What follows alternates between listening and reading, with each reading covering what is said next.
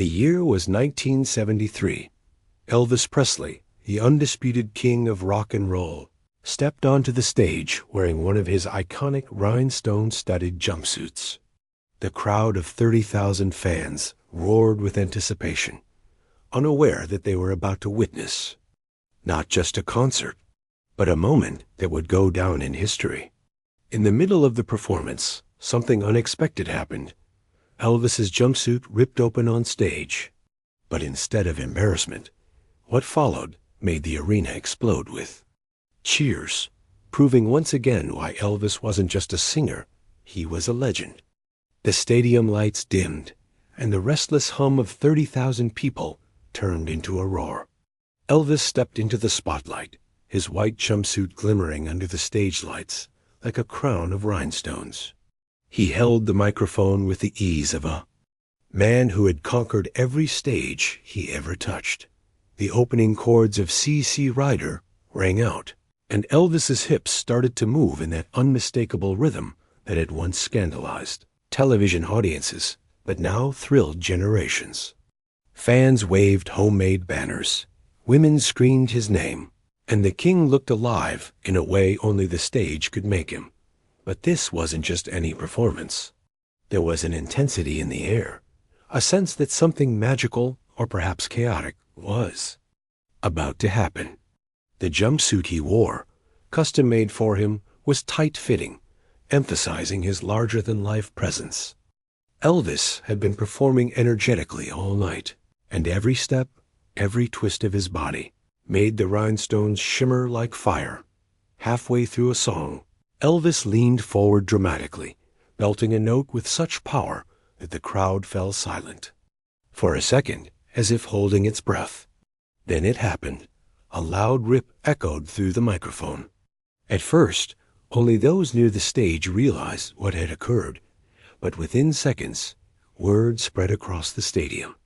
Elvis's jumpsuit had split open. The crowd gasped. Elvis glanced down at his suit, then up at the audience.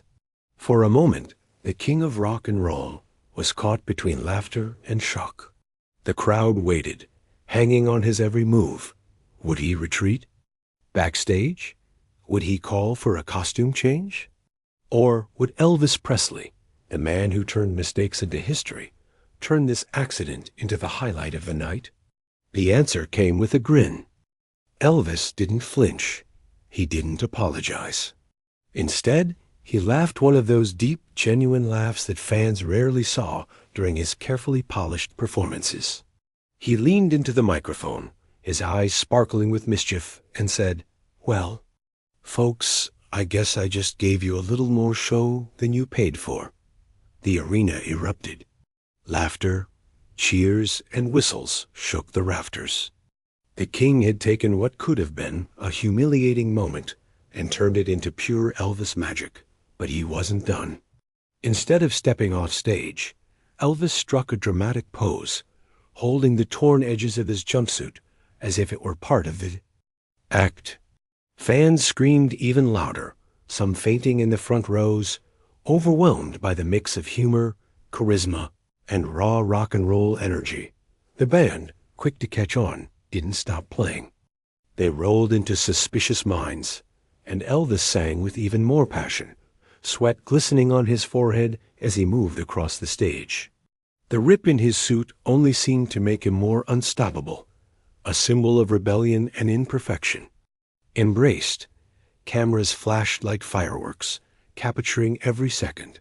Fans would later tell the story as if it were a once-in-a-lifetime miracle. I was there the night Elvis's suit ripped, and he made it unforgettable. The incident proved something everyone suspected, but rarely saw so clearly. Elvis Presley was more than a performer. He was a showman who could take an accident, a flaw, and transform it into a legendary moment. The longer Elvis performed, the wilder the crowd became. People weren't just cheering. They were screaming his name like a chant, a roar of devotion that rolled across the stadium in waves. Some fans stood on their seats, clapping in rhythm with the music, while others cried openly, overcome by the magic of being part of something so unplanned so raw, and yet so perfectly Elvis. Security guards had their hands full trying to control the surge of fans near the stage. Women reached desperately, trying to touch him, while men shouted in admiration, proud to witness the king in his element. Elvis, feeding off the chaos, winked at the audience and said, "You see, ladies and gentlemen, even my clothes can't keep up with me."